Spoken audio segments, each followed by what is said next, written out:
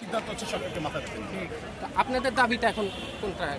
এখন শেখ হাসিনাকে অতি দ্রুত আমাদের যে শিক্ষার্থীরা মারা গিয়েছে, যাদেরকে খুন করা হয়েছে, তার মৃত্যুর দায় তাকে নিতে হবে এবং ক্ষমা চাইতে হবে। এটা হচ্ছে প্রথম এবং প্রধান দাবি এবং আমাদের 9 দফা দাবি, আমরা তার মধ্যে আছি, অটল আছি।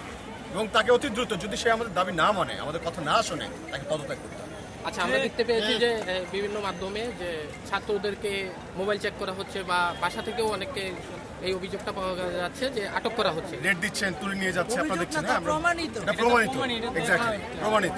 আমরা শিক্ষার্থীরা, শোনেন, শিক্ষার্থীরা কেউ এখন তার নিজের বাসায় সেফ না।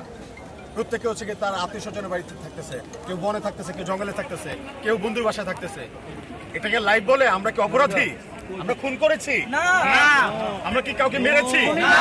আমরা কি কিছু করি না? শান্তিপূর্ণ আন্দোলনকে যারা অশান্তিপূর্ণ করার চেষ্টা করছে, যারা খুন করেছে, যারা অস্ত্র তুলে আমাদের ভাইদেরকে হত্যা করেছে, তারা আজকে অফিসে ঘুরে আপনারা কি ভাবছেন? এই যে সবাই কথা বলছে। আচ্ছা, কিছুক্ষণ আগে সরকারের একজন দায়িত্বশীল মন্ত্রী ওবায়দুল কাদের তিনি প্রেস ব্রিফিংয়ে বলেছেন যে ছাত্রদের নির্দেশ দিয়েছেন উনি, ছাত্রদের যাতে আর হয়রানি করা না হয়। এটাকে কিভাবে দেখছেন? এটাকে একটা হচ্ছে কি কৌশল মনে করছি। ওবায়দুল কাদেরের নির্দেশে তো এগুলো হয়েছে। আমরা এই যে ওবায়দুল কাদের যাদের কথা বলছেন, এই কথা আর কোনোদিন আমাদের সামনে বলবেন না। কি বালছাল বলে না বলে, ঠিক আছে, এই কথা আমরা